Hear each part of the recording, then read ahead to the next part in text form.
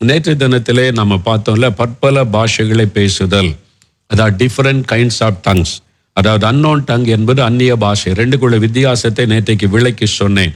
அதற்கு சில உதாரணங்களை சொன்னபோது நீங்கள் விளங்கி கொண்டீங்க. அப்போ அந்நிய பாஷை பேசுவது, தேவனோடு பேசுவது, ரகசியம் பேசுவது எல்லா விசுவாசிகளும் கட்டாயம் பெற்றுக்கொள்ள வேண்டிய அனுபவம்.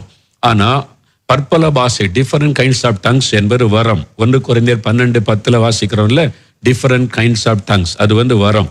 இந்த வாரம் இப்படி செயல்படுகிறது என்பதைத்தான் நேற்றைய தினத்தில் 2 உதாரணங்களோடு நான் விளக்கி சொன்னேன். எப்படி ஹிந்தி மொழியில அவங்க பேசி அவங்களுக்கு தெரியாத மொழியில பேசின போது ஒரு ஆத்மா ரட்சிக்கப்பட்டது என்பதை, ரஷ்யாவில் போய் ஒருத்தர் திடீர்னு ரஷ்ய மொழியில பிரசங்கம் பண்ணி எப்படி நிறைய பேர் ரட்சிக்கப்பட்டாங்க என்பதை, அமெரிக்கா தேசத்துல ஒரு வாலிபன், அவர் ஆர்மியில ட்ரைனிங் எடுத்து கொண்டிருந்தார். நல்ல ஒரு விசுவாசி. அந்த ஆர்மியில ஒரு யூதன், அமெரிக்காவில் நிறைய யூதர்கள் இருக்கிறாங்க, அதுல ஒரு யூதன் கூட ஒரு வாலிபன் மிலிட்டரியில ட்ரைனிங்ல இருந்தார். 2 பேர் ரொம்ப ஃப்ரெண்ட்ஸ். இவர் பிலிவர். யூதர்கள் இயேசுவை மேசியாவா நம்ப மாட்டாங்க. அவங்க உடனே பழைய ஏற்பாட்டை மாத்திர நம்புவாங்க. ஆனா அவங்க ரொம்ப ஃப்ரெண்ட்ஸா இருந்தாங்க. ஒரு நாள் அவர் சொன்னார், ஒரு ப்ரேயர் மீட்டிங் இருக்குது, நான் இன்னைக்கு போறேன், நீ வர்றியா? நீ கூப்பிட்ட உடனே, ப்ரேயர் மீட்டிங்னா நாங்கெல்லாம் கூடி வசனத்தை தியானிச்சு ஜெபம் பண்ணுவோம் அப்படின்னு சொன்ன உடனே, நீ வான்னு சொல்லி அன்பா கூப்பிட்ட உடனே இந்த யூத வாலிபன், சரி நான் வர்றேன், நீ என்னதான் பண்ணீங்க பார்க்கறதுக்கு வரேன்னு சொல்லி சும்மா வேடிக்கை பார்க்கலாம் நீ வந்தார். அவர் ஒரு ஃப்ரெண்டு அங்கே பாட்டு பாடினாங்க, வசனத்தை தியானிச்சாங்க. அதெல்லாம் அந்த யூத வாலிபன் கேட்டுக்கொண்டே இருந்தார். அவனுக்கு அது மேலே நம்பிக்கை கிடையாது. அவங்க பழைய ஏற்பாடு மாத்திரம்தான் நம்புவாங்க. மேசியா இனிமேதான் வரப்போறாரு அப்படின்னு சொல்லி, இயேசு மரித்து உயிர்த்தெழுந்ததை அவங்க நம்புறது இல்லை. சில யூதர்கள் நம்புவாங்க, அவங்க ரட்சிக்கப்படுறாங்க. இந்த தம்பிக்கு நம்பிக்கை இல்லை. அப்ப ஜெப நேரம் வந்தது. எல்லாம் ஆவில நிரம்பி ஜெபிக்கும். அப்படியே பார்த்துக்கிட்டே இருந்தாரு. என்ன புதுசா பாஷையெல்லாம் பேசுறாங்க, அந்நிய பாஷையில பேசினாரு. திடீரென்று ஒரு ஆள் சத்தமா பேசுறதை கேட்டோன்னே இந்த வாலிபனுக்குள்ள ஒரு ஷாக்கிங். அப்படியே அதிர்ச்சியோடு பார்த்துக்கிட்டே இருந்தார், கேட்டுக்கொண்டே இருந்தார். அது ரொம்ப அதிர்ச்சியோட கேட்டுக்கொண்டே இருந்தார். ஜெப கூட்டம் முடிந்தது. அவர் சொன்னாரு, இந்த கூட்டத்துல ஹீப்ரு மொழி யாருக்காவது தெரியுமான்னு சொல்லி. ஆச்சுன்னா ஹீப்ருலாம் யாருக்கும் தெரியாது, ஆங்கிலம் தான் தெரியும். இல்ல அவர் ஹீப்ரு மொழியில பேசினாரு. அவர் கூட்டிட்டு கேட்டா, எனக்கு ஹீப்ருவா? எனக்கு அதெல்லாம் தெரியாது, நான் அந்நிய பாஷையில பேசினேன்னு சொன்னார். இந்த வாலிபனுக்கு ஆச்சரியம் என்னன்னா, அவன் யூதன், அவங்க ஹீப்ரு மொழி படிப்பாங்க. பழைய ஏற்பாடு ஹீப்ரு மொழியில் எழுதப்பட்டது. கட்டாயம் ஹீப்ரு மொழி படிச்சிருப்பாங்க. அந்த கூட்டத்திலேயே ஹீப்ரு மொழி தெரிஞ்ச ஒரே ஆள் இந்த யூத வாலிபன் தான். ஆனா அங்க ஜெபிக்கும் போது ஒருத்தர் அந்நிய பாஷையில அவர் பேசினாரு. அது ஹீப்ரு லாங்குவேஜ், ஹீப்ரு மொழியில. இவர் சொன்னா, எவ்வளவு அழகா தெளிவா ஹீப்ரு மொழியில மிஸ்டேக் இல்லாம பேசினாரு. இயேசுடைய மகத்துவங்கள், அவர் தேவன் என்பதை குறித்து புகழ்ந்தவர் பேச பேச என்கிட்ட பேசின மாதிரி இருந்து எனக்கு ஆச்சரியம்னு சொல்லி. அப்பதான் அந்த நண்பர் சொன்னா, இது பரிசுத்த ஆவியானுடைய வரம். அப்ப ஆண்டவர் நேசிக்கிறதுனால உனக்கு தன் அன்பை வெளிப்படுத்த தன்னுடைய மொழி, இந்த ஹீப்ரு மொழி மூலமா பேசி இருக்கிறார் என்று அவருக்கு சுவிசேஷம் சொன்னார். இதுதான் இந்த வரம் கிரியை செய்வது, ஒரு ஆத்மாவை தொடுவதற்கு. எங்க வீட்டுல ஒரு நாள் என் உறவினர் ஒருவர் அவருடைய மகளோடு வந்திருந்தாங்க, ஒரு காரியமா ஜெபிக்க. அந்த நேரம் ஒரு தீர்க்கதரிசி அம்மா வந்தாங்க. அவங்க வந்த உடனே அவங்களுக்கு நல்ல பழக்கம், கர்த்தர் அனுப்புனா திடீர்னு வருவாங்க. அவங்களுக்கு தமிழ் கூட வாசிக்க தெரியாது, ஸ்கூலுக்கு போய் படித்ததே கிடையாது. ஆனா தீர்க்க தரிசன அபிஷேகம் பெற்றவங்க, கர்த்தர் அனுப்புகிற இடத்துக்கு போவாங்க, ஜெபம் பண்ணி தீர்க்க தரிசனம் சொல்லிட்டு போய் கொண்டே இருப்பாங்க. அவங்க எங்க வீட்டுக்கு வந்த உடனே ஜெபம் பண்ணுவதற்கு பாய் விரித்த உடனே என் சொந்தக்காரங்களும் ஜெபிக்கிறேன்னு அவங்களும் பயபக்தியா இருந்தாங்க. ஆவியானவர் இறங்கினார் பாருங்க. அவங்க இங்கிலீஷ்ல தெளிவா பேசுற, கிராமட்டிக்கலா இங்கிலீஷ்ல அங்க என் உறவினர் மகளோடு பேசினார். அவருடைய பிரச்சனை அதெல்லாம் சொல்லி சொல்யூஷனை சொல்லி ஆங்கிலத்துல அழகா பேசி ஜெபம் பண்ணி முடிச்சாங்க. அவங்க பேசுறது ஆங்கிலம்னு அவங்களுக்கே தெரியல. அந்த தீர்க்கதரிசிக்கு ஆங்கில மொழின்னு தெரியல. அந்நிய பாஷை பேசுறோன்னு பேசி ஜெபம் பண்ணி முடிச்சுட்டு கர்த்தருக்கு ஸ்தோத்திரம் போயிட்டு போய் கொண்டே இருந்தாங்க. என்னுடைய உறவினர் மகள் கேட்ட, யாருன்னா இது இவ்வளவு அழகா இங்கிலீஷ் பேசுறாங்கன்னா? அவங்களுக்கு தமிழ் கூட வாசிக்க தெரியாது. இதுதான் வரம். பரிசுத்த ஆவியானவர் இறங்கி உன்னோடு பேசுவதற்கு தேவன் அந்த வரத்தின் மூலம் உன்னை சந்தித்தார். அதன் மூலமா அந்த மகள் இயேசுவை அறிந்து கொண்டு ரட்சிக்கப்பட்டு இன்னைக்கு இயேசுக்கு சாட்சியாய் இருந்து கொண்டிருக்கிறாள். பாத்தீங்களா, அது வரம். அந்த வரம் செயல்படும் போதுதான் இந்த உலகத்தில் உள்ள ஏதோ ஒரு பாஷையை பேசுவது, அது சுவிசேஷம் அறிவிக்கவும், இயேசுடைய அன்பை வல்லமை மற்றவர்களுக்கு தெரியப்படுத்தவும், ஆத்துமாக்களை ரட்சிப்புக்குள்ளே நடத்தவும். இந்த வரங்கள் எல்லாமே ஆத்துமாக்களை ரட்சிப்புக்குள்ளே நடத்தி வருகைக்கு ஆயத்தப்படுத்ததான். இதை மறந்துடக்கூடாது, பெருமைக்காக அல்ல. அதனால்தான் பாருங்க, இந்த பற்பல பாஷை என்பது இந்த மாதிரி உலகத்தில் உள்ள ஏதோ ஒரு மொழியை பேசுவது, ஆவியானவர் இந்த அபிஷேகம் இறங்கும் போதுதான் அது வெளிப்படும். இதை நாம இந்த சாட்சிகள் மூலம் நம்ம அறிந்து கொள்கிறோம். அடுத்தது வரம் பாருங்க, பாஷைகளை வியாக்கியானம் பண்ணுதல், இன்டர்பிரிட்டேஷன் ஆஃப் த டங்ஸ். அதை பாருங்க, 1 கொரிந்தியர் 12:10 பாருங்க, அந்த வரங்களை பற்றி சொல்லப்பட்ட இடத்துல இருக்குதா? 1 கொரிந்தியர் 12:10 வேறொருவனுக்கு பாஷைகளை வியாக்கியானம் பண்ணுதல், இன்டர்பிரேஷன் ஆஃப் த டங்ஸ். அது வியாக்கியானம் பண்ணுகிற ஒரு வரம். அது டிரான்ஸ்லேட் பண்ணுவதில்லை. ஒருத்தர் ஆங்கிலத்தில் பேசினா தமிழ்ல டிரான்ஸ்லேட் பண்ணுவாங்க, அது டிரான்ஸ்லேஷன், மொழிபெயர்ப்பாரு. ஆனா அந்நிய பாஷையில பேசி அது பொழுது டிரான்ஸ்லேஷன் அல்ல, வியாக்கியானப்படுத்துவது. அது ஆவியானவர் அப்படி அர்த்தத்தை சொல்லி வியாக்கியானப்படுத்துவது.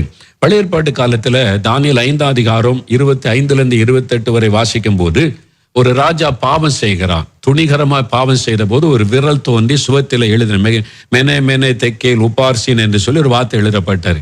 அது என்ன பாஷை, அதுக்கு என்ன அர்த்தம் ஒண்ணும் தெரியல. உடனே அந்த ஞானிகளை எல்லாம் கூப்பிடுறான், பாபிலோன் தேசத்தை ஞானிகள்லாம் வாங்க, இந்த வார்த்தைக்கு என்ன அர்த்தம், ஒரு விரல் தோன்றி எழுதினது கண்டுபிடி சொல்லுங்கன்னா யாராலும் கண்டுபிடிக்க முடியல. தானியேலை கூப்பிட சொல்றாங்க. தானியேல்னு ஒரு ஞானி இருக்கிறான், அவன் தேவ ரகசியங்களை அறிந்தவன், அவன் மூலமா வெளிப்படுத்தப்படலாம். தானியேல் வந்தவொடனே மெனே மெனே தெக்கேல் உபார்சேன், அது ஒரு அந்நிய பாஷையில் எழுதப்பட்ட வார்த்தை.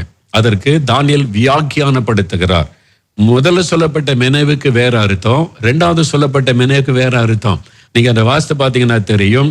அது 3 அந்த விளக்கம் கொடுத்து அந்த ராஜாவுக்கு வரக்கூடிய நியாய தீர்ப்பை குறித்து வெளிப்படுத்தி அன்றைக்கு இரவே அந்த ராஜா கொலை செய்யப்பட்டு விட்டான்.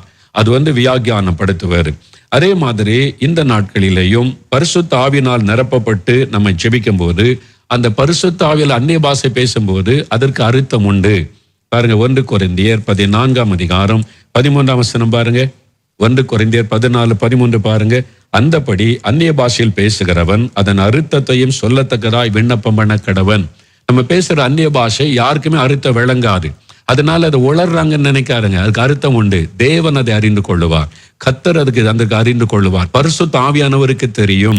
அப்ப அதுக்கு ஒரு அர்த்தம் இருக்கிறது. பேசுகிற நமக்கு அந்த அர்த்தம் தெரிய வேண்டுமானால் நம்ம ஜெபம் பண்ணணும். ஆண்டவரே, நான் பேசுற அந்நிய பாஷைக்கு எனக்கு அர்த்தம் தெரியணும்னா அதை வியாக்கியானப்படுத்துகிற வரம் நமக்குள்ள செயல்படும் போது நம்ம பேசுற அந்நிய பாஷைக்கு ஆவியானவர் வியாக்கியானப்படுத்தி அர்த்தத்தை விளங்க பண்ணுவார். இதை நீங்க ஜெபம் பண்ணி பெற்றுக்கொள்ள முடியும். நான் அபிஷேகம் பெற்று பல வருஷம் ஆவில நேரமே அந்நிய பாஷையில பேசுவேன். ஒரு மகிழ்ச்சி இருக்கும், பக்தி விருத்தி அதெல்லாம் உண்டாகும், சந்தோஷம் இருக்கும். ஆனா அர்த்தம் ரொம்ப நாளா தெரியாது. சில வருஷங்கள் கடந்த பிறகு ஒரு நாள் இந்த வசனத்தை கொண்டு ஆண்டவர் பேசினார். நீ பேசுற அந்நிய பாஷைக்கு அர்த்தம் இருக்குது தம்பி, நீ அதுக்காக ஜெபம் பண்ணா அந்த வியாக்கியான வரம் செயல்படும் போது நீ அர்த்தத்தை அறிந்து கொள்ள முடியும். எனக்கு இந்த வசனத்தை ஆண்டவர் விளக்கின போது உடனே எனக்கு ஒரு பெரிய எக்ஸைட்மெண்ட். நான் ஒரு தோட்டத்துல போய் ஜெபம் பண்ணுவேன் வீட்டுல. அந்த தோட்டத்துக்கு போனேன், இந்த வசனத்தை வச்சு எனக்கு அர்த்தம் தெரியணும், நான் பேசுற அந்நிய பாஷைக்கு அர்த்தம் இருக்குது எனக்கு தெரியணும், ஆவியானவர் எனக்கு வியாக்கியானம் பண்ணி தரணும்னு நான் காத்திருந்து ஜெபம் பண்ணேன்.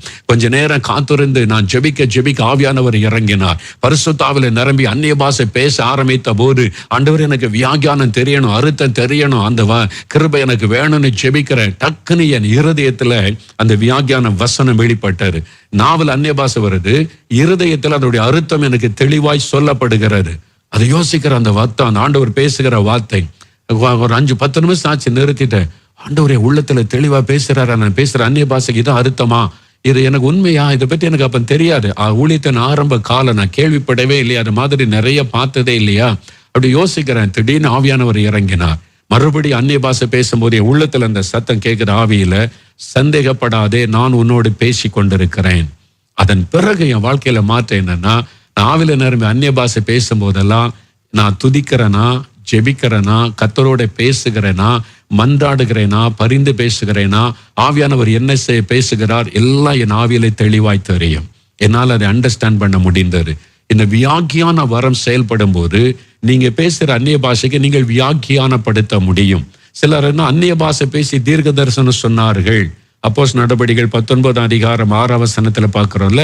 அப்ப அந்நிய பாஷை பேசி தீர்க்க தரிசன வியாக்கியானப்படுத்தும் போது அது தேவனுடைய தீர்க்க தரிசன வார்த்தையாக வெளிப்படுகிறது. இதைத்தான் நம்ம வேதத்துல நம்ம பார்க்கிறோம். பாருங்க, ஒரு சமயம் ஒரு முழுரவை உபவாச ஜெபம், எல்லாரும் ஆவிலான ஜெபம் ஊழியக்கார் நடத்தி கொண்டு உபவாச ஜெபம் நடந்து கொண்டிருக்கு. சிறு கூட்டம் ரூம்ல எல்லாரும் ஆவில நிரம்பி அந்நிய பாஷை பேசும்போது திடீர்னு ஒரு வாலிப தம்பி சத்தமா அந்நிய பாஷை பேசினான், ஆவில நிரம்பி. அப்ப எனக்கு ஒண்ணு தெரியுது, ஆண்டவர் பேசுறாரு, ஆவியானவர் பேசுகிறார், இது தேவ செய்தி. அப்ப இவர் மொழிபெயர்ப்பார்னு பார்த்தா அவருக்கு அந்நிய பாஷை மட்டும்தான் பேசுறாரு, டிரான்ஸ்லேட், அதாவது அந்த வியாக்கியானப்படுத்தல. 5 நிமிஷம் ஆச்சு, வியாக்கியானார் கர்த்தர் பேசுறது எல்லாம் அமைதியா கேட்கிறாங்க. வியாக்கியானப்படுத்துற வரம் அவருக்குள்ள கிரியை செய்யல. அப்போ எனக்கு ஆண்டவர் ஏதோ செய்தி பேசுறாரு, என்னன்னு எனக்கு விளங்கல, எனக்கு அந்த நேரத்துல இந்த வரம் செயல்படல, ஆனா கர்த்தருடைய செய்தின்னு தெரியுது. அப்ப நான் மனசுல யோசிச்சுக்கிட்டே இருக்கும்போது திடீர்னு ஒரு சகோதரி மேல் ஆவியானவர் இறங்கினார். இவர் பேசுற அந்நிய பாஷைக்கு அவங்க வியாக்கியானப்படுத்துறாங்க. அப்படியே கர்த்தருடைய வார்த்தை வருது. ஒரு அந்நிய பாஷை பேசுறாரு, அவங்க வியாக்கியானப்படுத்துறாங்க. அது முடிச்ச உடனே திருப்பி அந்நிய பாஷை பேசுறாரு, வியாக்கியானப்படுத்துறாங்க. 1/2 மணி நேரம் கர்த்தருடைய செய்தி சபைக்கு வந்து கொண்டே இருந்தாரு. அப்ப ஒருத்தர் அந்நிய பாஷை பேசும்போது இன்னொருத்தர் மூலமாய் வியாக்கியான வரம் வெளிப்படும் போது அவங்க அதை வியாக்கியானப்படுத்த முடியும் என்று வேதம் சொல்லுகிறது. இதைத்தான் பைபிள் எழுதப்பட்டிருக்கிறது. 1 கொரிந்தியர் 14ஆம் அதிகாரத்துல பாருங்க 27ஆம் வசனம். யாராவது அந்நிய பாஷையில் பேசுகிறது உண்டானால் அது 2 பேர் மட்டில் அல்லது மிஞ்சினால் 3 பேர் மட்டில் அடங்கவும், அவர்கள் ஒவ்வொருவராய் பேசவும், ஒருவன் அர்த்தத்தையும் சொல்ல வேண்டும். ஒரு அந்நிய பாஷை பேசினா ஒன்று அவங்களே வியாக்கியானப்படுத்தலாம், அல்லது வேறொருவருக்கு அந்த வரம் கிரியை செய்தா அவங்க வியாக்கியானப்படுத்தலாம், அர்த்தத்தை சொல்ல வேண்டும். அர்த்தம் சொல்லுகிறவன் இல்லாவிட்டால், வியாக்கியானப்படுத்துகிற வரம் பெற்றவன் இல்லாவிட்டால், சபையில சத்தமா பேசி மற்றவங்களை டிஸ்டர்ப் பண்ணாம உங்களுக்கும் தேவனுக்கும் தெரிய பேச கடவன் என்று வசனம் சொல்லுகிறாரு. ஒரு சமயம் பாருங்க, ஒரு உபவாச ஜெபம் ஒரு பட்டணத்துல ஒரு டிஜேஸ் தினகரன், ஜீவானந்தம் 2 ஜெயின்ஸும் அந்த உபவாசத்துல வந்திருக்கிறாங்க. 2 பேரும் செய்தி கொடுக்கறாங்க. அதனால பயங்கர கூட்டம். முதலாவது ஜீவானந்த் அவங்க செய்தி கொடுத்து ஜெபம் நடத்துறாங்க. ஆவியானவர் இறங்கினார். அந்நிய பாஷையில தேவனுடைய வசன வார்த்தை வெளிப்படுகிறாரு. அப்போ அவங்க அந்நிய பாஷை பேசுறாங்க. உடனே ஆவியானவர் டிஜேஸ் தினகரனை தூண்டி எழுப்பினார். அவங்க ஸ்டேஜில் வந்து நின்னாங்க. இவங்க அந்நிய பாஷை பேச பேச இவங்க வியாக்கியானப்படுத்தினாங்க. எப்படி இருக்கும் யோசித்து பாருங்க. 2 தேவ மனிதர்கள், ஜீவானந்த பிரதர் அந்நிய பாஷை பேசுறாங்க, அதுக்கு வியாக்கியானப்படுத்துகிற அந்த வரம் பிரதர் டிஜேஸுக்குள்ள கிரியை செய்த உடனே அவங்க அதுக்கு அர்த்தம் வியாக்கியானப்படுத்திக்கிட்டே இருக்காங்க. அந்நிய பாஷை பேச பேச வியாக்கியானம். ரொம்ப மகிமையான ஒரு கூட்டமாக இருந்தாரு. இது மாதிரிலாம் நடக்கிறது இன்றைக்கும் நடக்கிறது. ஜெபங்களிலே, கூட்டங்களிலே, சபைகளிலே நடக்கிறது. அப்ப அது வியாக்கியானப்படுத்துகிற வரம். அதான் இதை குறித்து நம்ம அறிந்து கொண்டிருக்கிறோம். ஆண்டவருக்கு நன்றி. நீங்க 1 கொரிந்தியர் 14ஆம் அதிகாரத்தை நல்லா வாசித்து தெளிவா மனசுல பதித்து கொள்ளணும். தீர்க்க தரிசனம் உரைத்தல், இது ஒரு முக்கியமான வரம். நல்ல கவனிங்க, ரொம்ப இன்ட்ரெஸ்டிங்கா இருக்கும். நிறைய பேருக்கு அந்த கிருபை ஆண்டவர் தரப்போகிறார். தீர்க்க தரிசனம், சின்ன பிள்ளைகள் கூட தீர்க்க தரிசனம் உரைப்பாங்க, வாலிபர்கள், பெரியவங்க. இதை பற்றி நம்ம தெளிவா தெரிந்து கொள்ளணும். இந்த தீர்க்க தரிசனம் உரைத்தல் என்கிற வரம், அதாவது 1 கொரிந்தியர் 12ஆம் அதிகாரம் 10ஆம் வசனத்துல தீர்க்க தரிசனம் உரைத்தல் என்கிற வரம் குறிப்பிடப்படுகிறது. இதுல 2 காரியம் இருக்கு. நீங்க இதுல நிறைய குழப்பங்கள் நிறைய பேருக்கு. நல்லா அறிந்து கொள்ளுங்க. நான் உங்களுக்கு தெளிவா வசனத்திலிருந்து சொல்லி கொடுக்கிறேன். அப்போ உங்களுக்கு விளங்கிடும். இந்த தீர்க்க தரிசன வரம் காரியத்தில் தீர்க்க தரிசனம் என்கிற 2 காரியம் இருக்கு. ஒன்று, தீர்க்க தரிசிகள் என்கிறவங்க இருப்பாங்க. தீர்க்க தரிசிகள், ப்ராஃபட்ஸ். அது ஊழிய அழைப்பு. நல்லா அறிந்து கொள்ளுங்க. அது ஒரு ஊழியம், ஊழிய அழைப்பு. இன்னொன்று இருக்கிறது தீர்க்க தரிசன வரம், கிஃப்ட்ஸ் ஆஃப் ப்ராஃபசி. அது எல்லாருக்கும் உரியது. யார் வேணாலும் தீர்க்க தரிசனம் உரைக்கலாம். பரிசுத்தாவினால் நிரப்பப்பட்டவங்க ஆவியின் ஏவுதலால் தீர்க்க தரிசனம் உரைக்கலாம். அது வரம், கிஃப்ட். ஒன்று தீர்க்க தரிசிகள் என்பது, ப்ராஃபட்ஸ் என்பது ஊழிய அழைப்பு. தீர்க்க தரிசன வரம் என்பது பரிசுத்தாவினால் நிரப்பப்பட்டு ஆவியின் ஏவுதலால் தீர்க்க தரிசனம் உரைப்பது. அது எல்லாருமே செய்ய முடியும். எல்லார் மூலமாக அந்த வரம் செயல்பட முடியும். பாஸ்டர் மூலமா, சுவிசேஷர் மூலமா, ஒரு விசுவாசி மூலமா, ஒரு டீச்சர் மூலமா, ஒரு ஸ்டூடெண்ட் மூலமா, ஒரு ஐடி கம்பெனியில் வேலை பார்க்குற மூலமா கூட இந்த வரம் வெளிப்பட முடியும், இந்த வரம் செயல்பட முடியும். இது எல்லாருக்கும் உரியது. நல்லா அறிந்து கொள்ளுங்க. அப்போ இதை முதல்ல இந்த 2 பற்றி தெளிவாக நீங்கள் அறிந்து கொண்டாதான் இந்த தீர்க்க தரிசன வரத்தில் நீங்கள் ஸ்டெடியாக இருக்க முடியும். சரியா? அப்போ தீர்க்க தரிசனம் யார்? தீர்க்க தரிசன வரன்னா என்ன? நான் உங்களுக்கு விளக்கி சொல்கிறேன். முதலாவது எபேசியர் 4ஆம் அதிகாரம் 12-13 வசனம் எடுங்க. பைபிளை திருப்புங்க. அதான் வசனத்தை தான் நீங்கள் பார்க்கணும். கர்த்தருடைய வசனத்தில் தெளிவாக இருக்குது. எபேசியர் 4ஆம் அதிகாரம் 12-13 வசனம் பாருங்க. நான் வாசிக்கிறேன், கவனிங்க. புதிய ஏற்பாட்டில் 266வது பக்கம் எடுத்துட்டீங்களா? எல்லாம் கவனிங்க. பரிசுத்தவான்கள் சீர் பொருந்தும் பொருட்டு சுவிசேஷ ஊழியத்தின் வேலைக்காகவும் கிறிஸ்துவின் சரீரமாகிய சபையானது பக்தி விருத்தி அடைவதற்காகவும் அவர் தேவன் சிலரை அப்போஸ்தலராகவும், சிலரை தீர்க்கதரிசிகளாகவும், சிலரை சுவிசேஷகராகவும், சிலரை மேய்ப்பராகவும், சிலரை போதகராகவும் ஏற்படுத்தினார். இப்போ 5 விதமான ஊழியம் புதிய ஏற்பாட்டு காலத்தில் 5 விதமான ஊழியங்கள் சொல்லப்படுகிறது. அதுல ஒரு ஊழியம் தான் தீர்க்கதரிசிகள். பார்த்தீங்களா? அப்போஸ்தலர்கள், தீர்க்கதரிசிகள், சுவிசேஷகர்கள், மேய்ப்பர்கள், போதகர்கள். அப்போஸ்தலர்கள் என்பவங்க நான் என்ன சொல்லுவேன்னா, இந்த காலத்தில் நம்முடைய மிஷனரிமார்கள், ஒரு மிஷினரியா புறப்பட்டு போய் ஏராளமான சபைகளை உருவாக்கி இருப்பாங்க, ஏராளமான ஊழியர்களை உருவாக்கி இருப்பாங்க. ஒன் ஹூ சென்ட், அனுப்பப்பட்டவர்கள் அர்த்த அப்போஸ்தலர்கள். இப்போ அகஸ்டின் ஜெபக்குமார்னு இருக்கிறாங்க, ஒரு ஆளாக போனாங்க பீகாருக்கு, இன்னும் எத்தனை சபைகள் எத்தனை ஊழியர்களை உருவாக்கி இருக்கிறாங்க. தேவதாஸ் பிரதர் போனாங்க பீல் மக்கள் மத்தியில், ஒரு ஆளாக போனாங்க, எத்தனை சபைகள் எத்தனை ஊழியர்களை உருவாக்கி இருக்கிறாங்க. இதே மாதிரி நிறைய ஸ்தாபனங்கள் இருக்காங்க, நிறைய மிஷனரி ஸ்தாபனங்கள். ஒரு ஆளாக போய் நிறைய சபைகளை உருவாக்குறவங்க, அவங்க தான் அப்போஸ்தலர்கள், அனுப்பப்பட்டவர்கள். ஆண்டவர் அனுப்பி அவருடைய ராஜ்யத்தை கட்டி இருக்கிறார். ரெண்டாவது தீர்க்கதரிசிகள், அது ஒரு அழைப்பு, ஊழிய அழைப்பு. அடுத்த சுவிசேஷகர். இப்போ நான் என்ன எடுத்தோன்னா சுவிசேஷகன். நான் வந்து எனக்கு சபை நடத்த தெரியாது, நாராயணம் நடத்த மாட்டேன், ஞானஸ்தானம் கொடுக்க மாட்டேன், அது மாதிரி சபை பாஸ்து ஊழியத்தை செய்ய மாட்டேன், நான் ஒரு சுவிசேஷகன். சுவிசேஷத்தை அறிவிப்பார், அவ்வளோதான். அது மாதிரி மேய்ப்பர்கள், அவங்க தான் இந்த போதகர்கள். சில பெந்தேகா சபையில் பாஸ்டர்ஸும்பாங்க, சிஎஸ்ஐ மற்ற சபையில் ரெவரண்டும்பாங்க, கேத்தலிக் சபையில் ஃபாதர்ஸும்பாங்க. அவங்க வந்து மேய்ப்பர்கள், சபையை மேய்க்கிறவங்க, சபைக்கு பொறுப்பாக இருக்கிறவங்க. அது கனத்துக்குரிய முக்கியமான ஊழியம். அப்புறம் போதகர்கள், டீச்சர்ஸ், வசனத்தை டீச் பண்ணுறவங்க, நல்லா வசனத்தை போதிக்கிறவங்களா இருப்பாங்க. அந்த மாதிரி ஊழியம் செய்கிறவங்களும் நிறைய பேர் இருக்காங்க. ஸ்டான்லியன் எடுத்துக்கிட்டா பைபிள் வசனத்தை அவர் டீச்சர், பைபிள் டீச்சர். அது மாதிரி நிறைய பேர் இருக்கிறாங்க, வசனத்தை டீச் பண்ணாங்க, போதிக்கிறவங்க. இதில் தீர்க்கதரிசிகளும் ஒரு ஊழியக்காரங்க, பார்த்தீங்களா? அது ஒரு தனி அழைப்பு, அது ஒரு ஊழியம். இதுங்க வரம் பெற்றவங்க கிடையாது, தீர்க்கதரிசிகள்னு அழைப்பு பெற்றவர்கள். நீங்கள் அதை தான் விளங்கி கொள்ளணும். தீர்க்க தரிசன வரத்தையும் தீர்க்கதரிசிகள் என்கிற ஊழியத்தையும் குழப்பி கொள்ளக்கூடாது. ரெண்டுக்கு நல்ல வித்தியாசம் இருக்கிறாரு. நிறைய பேர் அர்த்தரை ரெண்டையும் கம்பைன் பண்ணியே நிறைய பேர் நினைப்பாங்க, அப்படி கிடையாது. நீங்கள் நல்ல பைபிள் அறிந்து கொள்ளுங்க. அந்நிய பாஷைகளை பேசி தீர்க்க தரிசனம் உரைக்கிற எல்லாருமே தீர்க்கதரிசிகள் அல்ல. எல்லாம் அறிந்து கொள்ளுங்க. நம்ம என்ன சொல்லுவோம், சபையில் ஒருத்தர் அந்நிய பாஷை பேசி தீர்க்கதரிசனம் சொல்லிட்டா எங்கள் சபையில் ஒரு தீர்க்கதரிசி இருக்கிறாங்கன்னு சொல்லுவோம். அவங்க தீர்க்கதரிசி அல்ல, தீர்க்க தரிசன வரம் பெற்றவர்கள். நல்லா அறிந்து கொள்ளுங்க. அவங்களை தீர்க்க தரிசின்னு சொல்லக்கூடாது, தீர்க்க தரிசன வரம் பெற்றவர்கள், தீர்க்க தரிசன அபிஷேகம் பெற்றவங்க, அந்த வரம் பெற்று தீர்க்க தரிசனம் உரைக்கிறவர்கள், அப்படி தான் சொல்லணும். நம்ம வந்து நிறைய பைபிள் வசனம் தெரியாதனால தப்பாக பண்ணிடுறோம். சிலர் வந்து என்கிட்ட சொல்லுவாங்க, பிரதர் இந்த கூட்டத்தில் என் பேரை நீங்கள் தீர்க்க தரிசனமாக சொல்லி ஜெபிச்சிங்களா எனக்கு சுகம் உண்டாயிற்று. அது தீர்க்க தரிசனம் கிடையாது, அது வெளிப்பாட்டு வரும். கர்த்தர் உங்கள் மூலமாக என்னை வெளிப்படுத்தி சுகமாக்கினார், அப்படி தான் சொல்லணும். அது தீர்க்க தரிசனம் அல்ல. நீங்கள் நல்லா விளங்கி கொள்ளணும். அதே மாதிரி அந்நிய பாஷை பேசி ஒருத்தர் தீர்க்க தரிசனம் சொன்னால் அவங்க தீர்க்க தரிசி அல்ல, தீர்க்க தரிசனம் வரம் பெற்றவங்க. ஆனால் தீர்க்க தரிசி அப்படின்னா தனி அழைப்பு பெற்றவர்கள், அதை அறிந்து கொள்ளணும். இந்த தீர்க்க தரிசன ஊழியம் தான் பழைய ஏற்பாட்டிலும் புதிய ஏற்பாட்டிலும் தொடர்ந்து வருகிற ஊழியம். நல்ல கவனிங்க.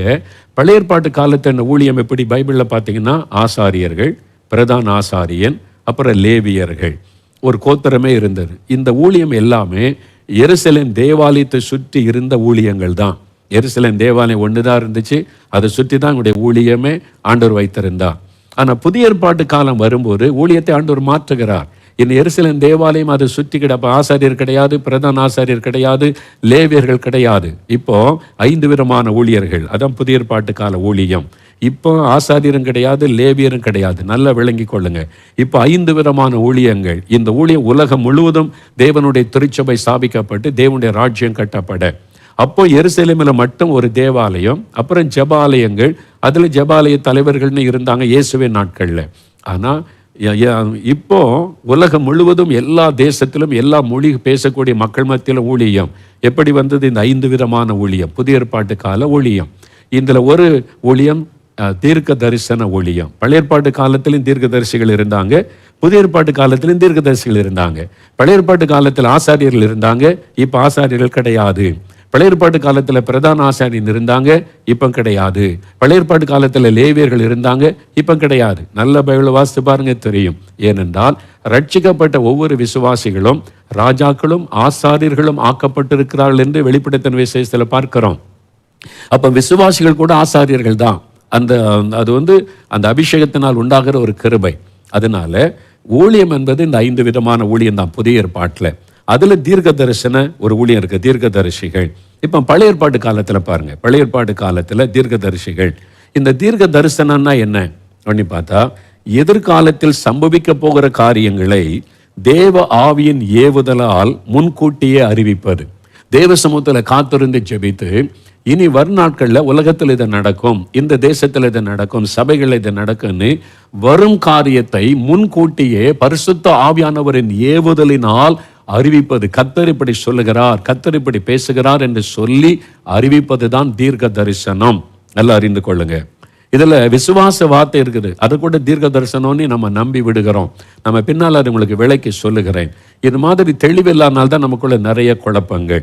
தீர்க்க தரிசனம் என்பது எதிர்காலத்தில் சம்பவிக்க போகிற காரியங்களை பரிசுத்த ஆவியானவர் மூலமாய் அறிந்து தேவ ஆவியின் ஏவுதலால் கர்த்தர் இப்படி சொல்லுகிறார் என்று முன் அறிவிப்பதுதான் தீர்க்க தரிசனம். இது சும்மா வருவதல்ல, யாரும் அவங்க மனசுல கற்பனை பண்ணி சொல்ல முடியாது. 2 பேதுரு 1:21 வேற புஸ்தகத்துல பைபிளை திருப்புங்க, வசனம் தான் உங்களுக்கு தெளிவுபடுத்தும். 2 பேதுரு 1:21 பாருங்க. 2 பேதுரு எடுத்துக்கொள்ளுங்க பைபிள்ல. 2 பேதுரு, அதாவது புதிய ஏற்பாட்டில் 323 பக்கம். 2 பேதுரு 1:21 வசனத்தை கவனிங்க. தீர்க்க தரிசனமானது, பார்த்தீங்களா? தீர்க்க தரிசனம் அப்படின்னா ப்ராஃபஸினா என்ன? ஒரு காலத்திலும் மனுஷருடைய சித்தத்தினாலே உண்டாகவில்லை. தேவனுடைய பரிசுத்த மனுஷர்கள் பரிசுத்த ஆவியினாலே ஏவப்பட்டு பேசினார்கள். நல்லா கவனிங்க, வசனம் சொல்லுது 1 பேதுரு 1:21 தீர்க்க தரிசனம் மனிதன் அவன் ஆசைப்பட்டு சொல்லுவது அல்ல, பரிசுத்தமுள்ள தேவனுடைய பரிசுத்த மனிதர்கள். நல்ல கவனிங்க, அவங்க தேவ மனுஷரா இருக்கணும், பரிசுத்தமுள்ளவளா இருக்கணும். வசனம் சொல்லுது பரிசுத்தமுள்ள தேவ மனிதர்கள் பரிசுத்த ஆவியினால் ஏவப்பட்டு, தாங்க ஆசைப்பட்டதை சொல்லுவதல்ல, ஆவியானவரால் ஏவப்பட்டு பேசுவதுதான் தீர்க்க தரிசனம். அதை நல்லா அறிந்து கொள்ளுங்க. நமக்குள்ள ஒரு ஏவுதலை கொடுத்து அந்த தீர்க்க தரிசன வார்த்தை வெளிப்படும் என்பதாக வசனம் சொல்லுகிறாரு. இப்போ பழைய ஏற்பாட்டு காலத்துல பார்த்தீங்கன்னா பெரிய தீர்க்கதரிசிகள், சின்ன தீர்க்கதரிசிகள் புஸ்தகத்தில் வாசிக்கும் போது தெரியும். முதலாவது ஏசாயா, எரேமியா, எசேக்கியேல், சாமுவேல், தானியேல், இவங்கெல்லாம் பார்த்தீங்கன்னா பெரிய தீர்க்கதரிசிகள். அந்த தீர்க்கதரிசன புஸ்தகம் அவங்கள பற்றி சரித்திரத்தை பைபிளில் வாசிக்கும் போது தெரியும், பெரிய தீர்க்கதரிசிகள்.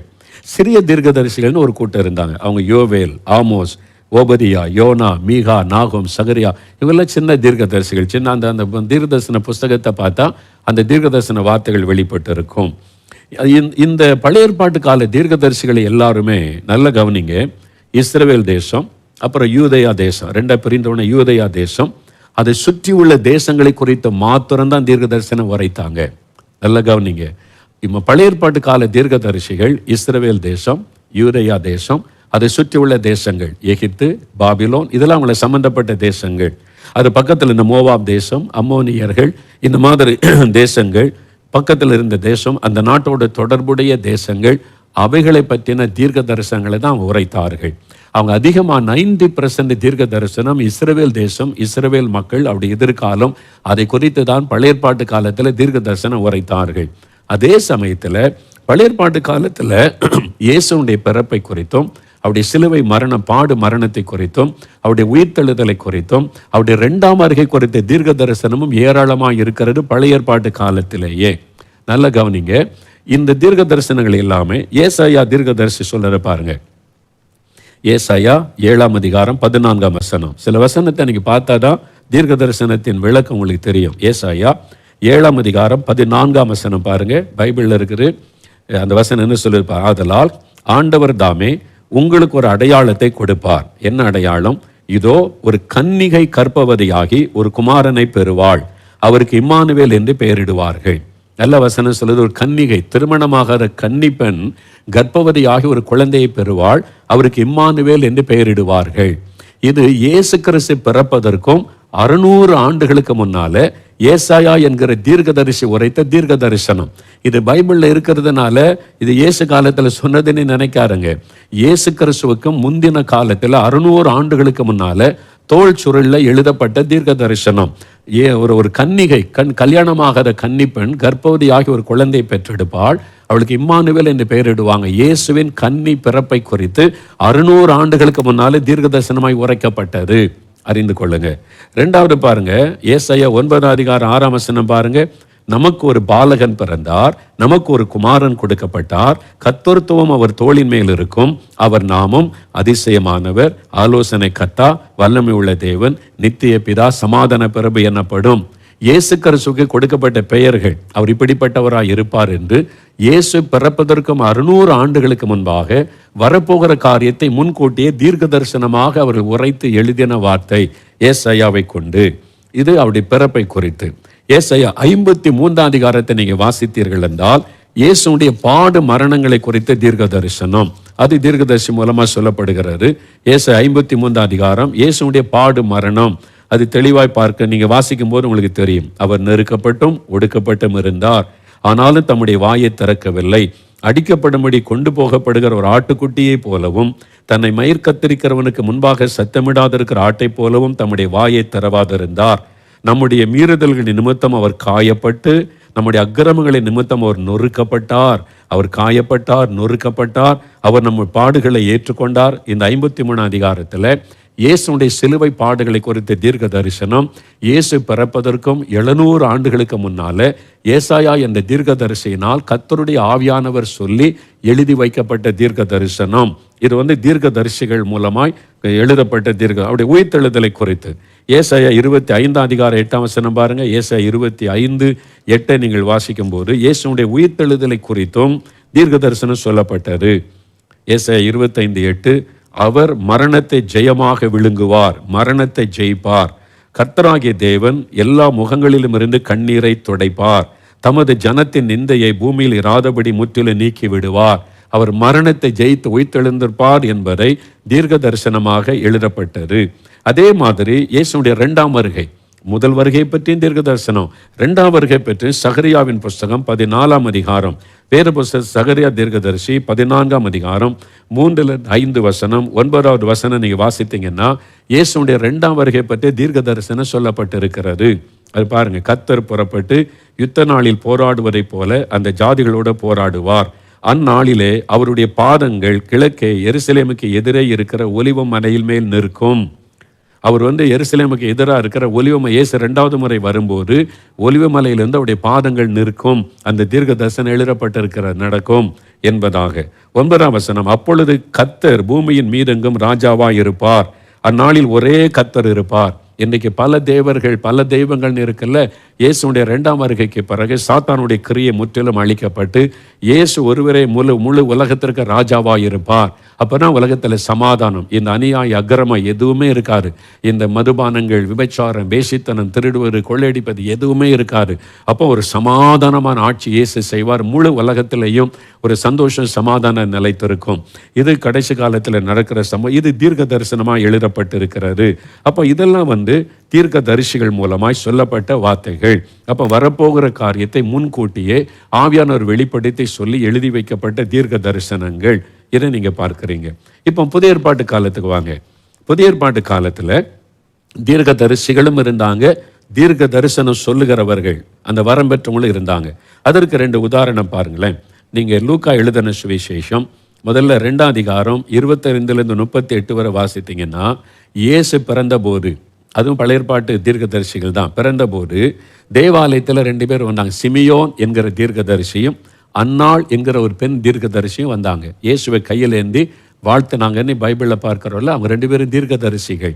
அவங்களுக்கு மேசியா வருகை, இயேசுடைய பிறப்பை குறித்து அவங்க ஆவியானவர் தெளிவுபடுத்தி இருந்தார். அதனால அவருடைய பிறப்புக்காக காத்திருந்தாங்க. அந்த தீர்க்க தரிசனத்தில் அறிந்து கொண்டதுனால இயேசு கிறிஸ்துவை அவங்களுடைய பெற்றோர் அவரை தேவாலயத்தை கொண்டு வந்த போது அவரை பார்த்து சந்தோஷப்பட்டாங்க என்பதாக எழுதப்படுகிறது. அவங்க தீர்க்க தரிசிகள் என்பதாய் பார்க்கிறோம். இப்போ புதிய ஏற்பாட்டு காலத்தில் தீர்க்க தரிசனம் அப்போஸ்தலர் நடபடிகள். அப்போஸ்தலர் நடபடிகளுக்கு திருப்பங்க. அப்போஸ்தலர் 11ஆம் அதிகாரம். அப்போஸ்தலர் முதல்ல இந்த தீர்க்க தரிசனம், அந்த தீர்க்க தரிசன வரம், தீர்க்க தரிசிகள், இந்த 2க்குள்ள வித்தியாசத்தை விளங்கி கொண்டாதான் நீங்கள் வரத்தை பெற்றுக்கொள்ள முடியும். இல்லைன்னா கன்ஃபியூஸ் ஆகிட்டே இருப்பீங்க. அதனால் நீங்கள் அறிந்து கொள்ளுங்க. முதலாவது அப்போஸ்தலர் 11ஆம் அதிகாரம் 27 28 வசனம் பாருங்க. புதிய ஏற்பாட்டில் 179வது பக்கம். அந்நாட்களிலே எருசலேமில் இருந்து சில தீர்க்கதரிசிகள் அந்தியோகியாவுக்கு வந்தார்கள். எருசலேமில் தான் முதல் சபை உருவாக்கப்பட்டு அப்போஸ்தலர்களாக இருந்தாங்க. பெரிய சபையாக இருந்தது. 2வது பெரிய சபை உருவான இடம் அந்தியோகியா என்கிற பட்டணம். சிரியா தேசத்தில் உள்ள அந்தியோகியா என்கிற பட்டணம்.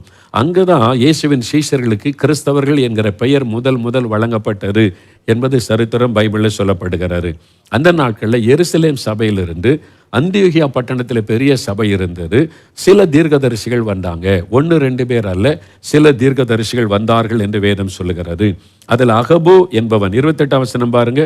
அவர்களில் ஒருவனாகிய அகபு என்பவன் எழுந்து உலகமெங்கும் கொடிய பஞ்சம் உண்டாகும் என்று ஆவியானவராலே அறிவித்தான். பார்த்தீங்களா, அவன் தீர்க்கதரிசி. அகபு என்கிறவன் தீர்க்கதரிசி. தீர்க்கதரிசி என்கிற ஊழியத்தை பெற்றவர், அதுக்கு அழைக்கப்பட்டவர்.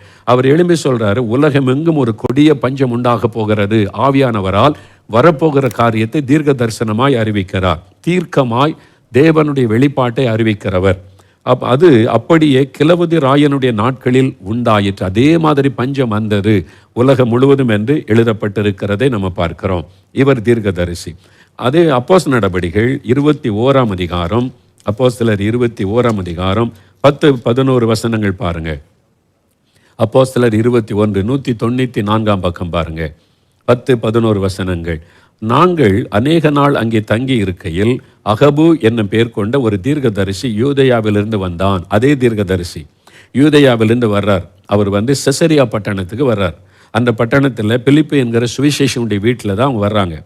அவன் எங்களிடத்தில் பவுலுடைய கச்சையை எடுத்து தன் கைகளையும் கால்களையும் கட்டி கொண்டு, இந்த கச்சைகளை உடையவனை எருசலேமில் உள்ள யூதர் இவ்விதமாய் கட்டி புறஜாதியார் கைகளில் ஒப்பு கொடுப்பார்கள் என்று பரிசுத்த ஆவியானவர் சொல்லுகிறார்.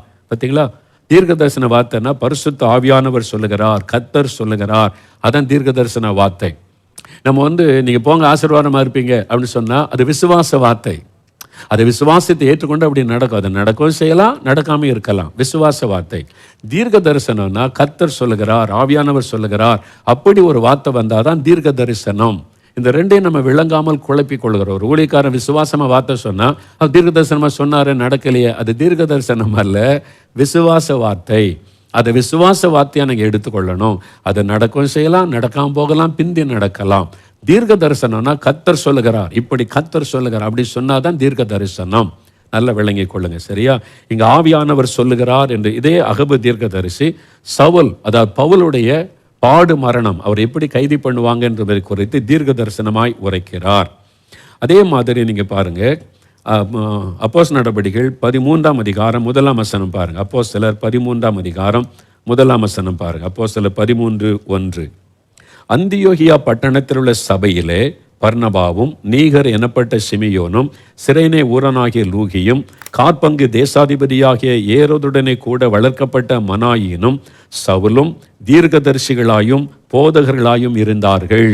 இங்க பாருங்க, பவுல், பர்னபா, சிமியோன், இந்த மனாயும் இவங்க எல்லாம் அந்தியோகியா சபையில் இருக்கிறாங்க. தீர்க்கதரிசிகளாயும் போதகர்கள், ப்ராஃபட்ஸ் அண்ட் டீச்சர்ஸாக இருந்தாங்கன்னு பைபிள் சொல்லுகிறாரு. அப்போ இவங்க தீர்க்க தரிசன வரம் பெற்றவங்க இல்லை, தீர்க்க தரிசன அழைப்பு பெற்றவங்க, தீர்க்க தரிசன ஊழிய அழைப்பு பெற்றவங்க, தீர்க்கதரிசிகளாக இருந்தார்கள் என்று பார்க்க. அன்னைக்கு சபையில் தீர்க்கதரிசிகள் இருந்தாங்க. இன்னைக்கு சபையில் தீர்க்கதரிசி இருக்கிறாங்களா? அதனால தான் சபை சீர்கெட்டு போனாரு. தீர்க்க தரிசிகள் இல்லாததுனால ஜனங்கள் சீர்கெட்டு போவாங்கன்னு பைபிளில் இருக்குது. அன்னைக்கு சபையில் தீர்க்கதரிசி இருந்தாங்க. உங்கள் சபையில் இருக்காங்களா தீர்க்கதரிசிகள்? யோசித்து பாருங்க. ஆதி திருச்சபையில் இருந்தாங்க, அன்னைக்கு தீர்க்கதரிசிகளாக அவங்க இருந்தாங்கன்னு வேதம் சொல்லுகிறது.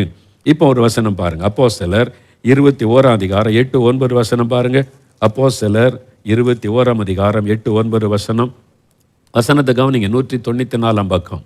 மறுநாளிலே பவுலை சார்ந்தவர்களாகிய நாங்கள் புறப்பட்டு செசரியா பட்டணத்துக்கு 7 பேரில் ஒருவனாகிய பிலிப் என்னும் சுவிசேஷகனுடைய வீட்டிலே பிரவேசித்து அவனிடத்தில் தங்கினோம். தீர்க்க தரிசனம் சொல்லுகிற கன்னியாஸ்திரிகளாகிய 4 குமாரத்திகள் அவனுக்கு இருந்தார்கள். நல்ல கவனிங்க. அப்போ முதல்ல அகபு என்கிற தீர்க்கதரிசி, பவுல், பர்னபாலாம் தீர்க்கதரிசிகள். இங்க சுவிசேஷனுடைய வீட்டு, பிலிப்பு என்கிற சுவிசேஷனுடைய வீட்டில் 4 அவனுடைய குமாரத்திகள், பெண் பிள்ளைகள் இருந்தாங்க, வாலிப பிள்ளைங்க. அவங்க என்ன பெற்றவங்கன்னா தீர்க்க தரிசனம் சொல்லுகிற வாலிப பெண்கள். அவங்க வரம் பெற்றவங்க, பரிசுத்த ஆவியில நிரம்பி தீர்க்க தரிசனம் சொல்லுவாங்க. இவங்க தீர்க்க தரிசன அழைப்பு பெற்றவங்க இல்லை, தீர்க்க தரிசன வரம் பெற்றவர்கள். அப்ப தீர்க்க தரிசி என்பது ஊழிய அழைப்பு, அவங்களை தேவன் நடத்துகிற வித்தியாசம். தீர்க்க தரிசன வரம் என்பது எல்லாரும் பெற்றுக்கொள்ள முடியும். சின்ன பிள்ளைகள் பெற்றுக்கொள்ளலாம், வாலிபர் பெற்றுக்கொள்ளலாம், டீச்சர்ஸ் பெற்றுக்கொள்ளலாம், இங்க வேலை பார்க்குறவங்க, பிசினஸ் பீப்புள் பெற்றுக்கொள்ளலாம், எல்லாரும் பெற்றுக்கொள்ளலாம் இந்த தீர்க்க தரிசன வரத்தை. தீர்க்க தரிசன அழைப்பு எல்லாருக்கும் உரியது அல்ல. அதனால தான் ஒருத்தர் அந்நிய பாஷை பேசி தீர்க்க தரிசனம் சொல்லிட்டா அவங்க எல்லாம் தீர்க்க தரிசனி சொல்லக்கூடாது, தீர்க்க தரிசன வரம் பெற்றவர்கள். நான் பிராக்டிக்கலாக சில காரியம் நாளைக்கு சொல்லி தருகிறேன். இப்போ எபேசியர் 19:6 பாருங்க. இல்லை, அப்போஸ்தலர் 19:6. அப்போஸ்தலர் 19:6 அல்லாமலும் பவுல் அவர்கள் மேல் கைகளை வைத்தபோது பரிசுத்த ஆவி அவர்கள் மேல் வந்தார். அப்பொழுது அவர்கள் அந்நிய பாஷைகளை பேசி தீர்க்க தரிசனம் சொன்னார்கள். அந்த எபேசு பட்டணத்தில் சில விசுவாசி சீஷர்கள் மேலே பவுல் கை வைத்து ஜெபித்த போது பரிசுத்தாவியானவர் இறங்கினார். அந்நிய பாஷை பேசி தீர்க்க தரிசனம் உரைத்தார்கள். இவர்கள் தீர்க்க தரிசிகள் அல்ல, தீர்க்க தரிசன வரம் பெற்றவர்கள். சரியா? இப்ப ரெண்டுக்குள்ள வித்தியாசம் விளங்கிட்டா, இப்ப நாளைக்கு தீர்க்க தரிசன வரம் அது எல்லாரும் பெற்றுக்கொள்ளலாம். அது எப்படி கிரியை செய்யும், அந்த வரத்தை பெற்றுக்கொள்ள என்ன செய்யணும், அந்த வரம் செயல்படும் போது என்ன நடக்கும், தெளிவாக அறிந்து கொள்ளலாம். இன்றைக்கு அறிந்து கொண்டது தீர்க்க தரிசி அப்படின்னா அது ஒரு ஊழிய அழைப்பு. தீர்க்க தரிசன வரம் என்றால் பரிசுத்தாவினால் நிரப்பப்பட்டு தீர்க்க தரிசன வரத்தின் மூலமாய் தீர்க்க தரிசனம் உரைப்பது. அது எல்லாருமே பெற்றுக்கொள்ள முடியும். ரெண்டுக்கு வித்தியாசம் இருக்கிறது. அதனால யாரோ ஒரு அந்நிய பாஷை பேசி தீர்க்க தரிசனம் சொல்லிவிட்டால் அவங்களை தீர்க்க தரிசின்னு சொல்லக்கூடாது. அவங்க தீர்க்க தரிசன வரம் பெற்றவர்கள் அப்படிதான் சொல்லணும். அதனால நீங்க அந்த வரத்தை பெற்றுக்கொள்ள முடியும், எல்லாரும் பெற்றுக்கொள்ள முடியும். ஏன் எல்லாரும் பெறணும்? நாளைக்கு பார்க்க போகிறோம். நாளைக்கு நீங்கள் இதை தெளிவாக பார்க்கலாம். நாளை தினம் ஒரு தீர்க்கதரிசிகிட்ட கர்த்தர் எப்படி பேசுவார், ஒரு தீர்க்கதரிசிகிட்ட எப்படி ஆண்டவர் செயல்படுவார், இந்த வரம் செயல்படும் போது என்ன நடக்கும், உங்களுடைய அனுதின வாழ்க்கையில் நீங்கள் இருக்கிற இடத்துல இந்த தீர்க்கதரிசன வரம் செயல்படும் போது உங்களை சுற்றி என்ன நடக்கும், இதெல்லாம் நாளைக்கு தெளிவாக தியானிக்கலாம். சரியா? இப்போ நீங்கள் தெளிவாக அறிந்து கொண்டீங்க. தீர்க்கதரிசிகள் என்பது ஊழிய அழைப்பு, தீர்க்க தரிசனம் சொல்லுவது என்பது வரம். ரெண்டையும் நாங்கள் பிரித்து தெளிவாக அறிந்து கொள்ளுங்க. பழைய ஏற்பாட்டு காலத்தில் தீர்க்க தரிசிகள் அப்படி இருந்தாங்க. புதிய ஏற்பாட்டு காலத்தில் தீர்க்க தரிசிகள் இருக்கிறாங்க, தீர்க்க தரிசன வரம் பெற்றவங்களும் இருக்கிறாங்க. வரம் எல்லாருக்கும் உரியது, நீங்களும் பெற்றுக்கொள்ள முடியும். நாளைக்கு அதை தியானித்து ஜெபிக்க போகிறோம். எல்லாரும் எழுமுங்க, நம்ம ஜெபிக்கலாம்.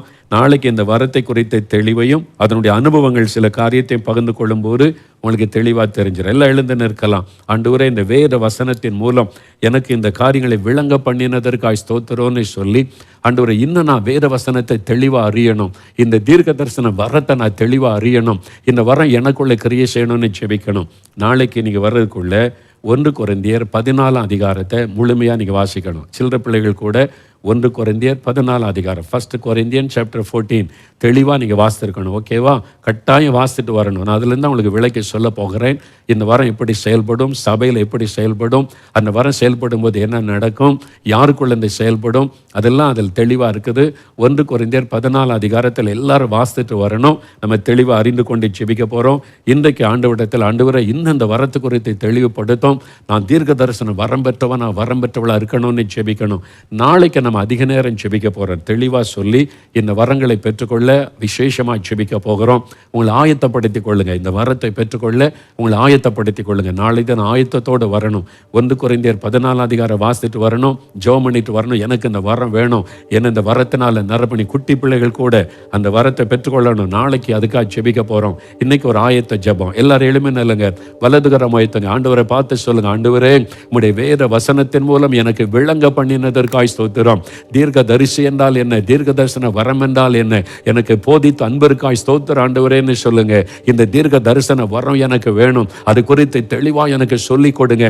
அந்த வரத்தை நான் பெற்றுக்கொள்ளணும், அந்த வரத்தினால என்னை நிரப்பணும். தீர்க்க தரிசன வரம், அந்த ஆண்டவரை கடைசி நாட்களில் மாம்சமான யாவர் மேலே ஆவியை ஊற்றுவேன், குமாரரும் குமாரத்திகளின் தீர்க்க தரிசன உரைப்பார்கள் என்று சொல்லி இருக்கிறீரே, அதுக்கு அர்த்தம் எனக்கு தெரியணும். நானும் தீர்க்க தரிசனம் உரைக்கணும். ஆண்டவரே, இந்த கடைசி காலத்தில் என்ன அபிஷேகம் பண்ணணும், தீர்க்க தரிசன வரம் எனக்கு வேணும். குட்டி பிள்ளைகள் ஜெபம் பண்ணுங்க, வாலிபர்கள் ஜெபம் பண்ணுங்க.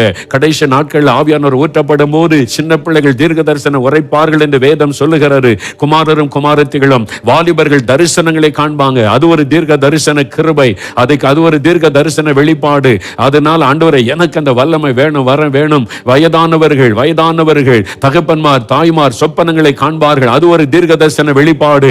அதனால எல்லாருக்கும் அந்த தீர்க்க தரிசன கிருபை கொடுக்கப்படும். எனக்கு அந்த வல்லமை தாங்க, வரம் தாங்க, என் அபிஷேகம் பண்ணுங்க. கேளுங்க தகப்பனே, உம்முடைய பிள்ளைகள் வாஞ்சையோடு ஜெபிக்கிறாங்களே, ஒவ்வொருவர் மேலும் ஆவியானவர் அசைவாடுவீராக, ஆவியானுடைய வல்லமை இறங்குவதாக. இந்த தீர்க்க தரிசன வரத்தை அவள் அறிந்து கொள்ள முடியாய் அப்படி ஆவிக்குரிய கண்கள் திறக்கப்படுவதாக. கடைசி நாட்களிலே மாம்சமான யாவர் மேலும் ஆவியானவர் ஊற்றப்படும் போது குமாரரும் குமாரத்திகளின் தீர்க்க தரிசன உரைப்பார்கள் என்ற வார்த்தை இந்த நிறைவேறட்டும். எங்கள் பிள்ளைகள் மேல் ஆவியானவர் ஊற்றப்பட்டு தீர்க்க தரிசன உரைக்கிறவர்களாக நீங்க மாற்றணும். எங்களுடைய வாலிபர்கள் வயதானவர்கள் எல்லாருக்குள்ள தீர்க்க தரிசன அபிஷேகம் இறங்கணும். அதற்காக ஆயத்தப்படுத்துங்க, கற்றுக் கொடுங்க. அதற்காக அவங்களை ஒப்பு கொடுக்கிறேன் அப்பா. நாளை தினத்தில் ஆவியானவர் ஊற்றப்பட போகிறதற்காக, இந்த வரம் வெளிப்பட போகிற அன்பிற்காக ஸ்தோத்திரம். உமக்கே மகிமை செலுத்துகிறோம். இயேசு கிறிஸ்துவின் நாமத்தில் ஜெபிக்கிறோம் பிதாவே. ஆமேன், ஆமேன். என் ஆத்துமாவே கர்த்தரை சோஸ்திரி, என் முழு உள்ளமே அவருடைய பரிசுத்தமுள்ள நாமத்தை சோஸ்திரி. என் ஆத்துமாவே கர்த்தரை சோஸ்திரி, அவர் செய்த சகல உபகாரங்களை மறவாதே. ஆமேன், ஆமேன்.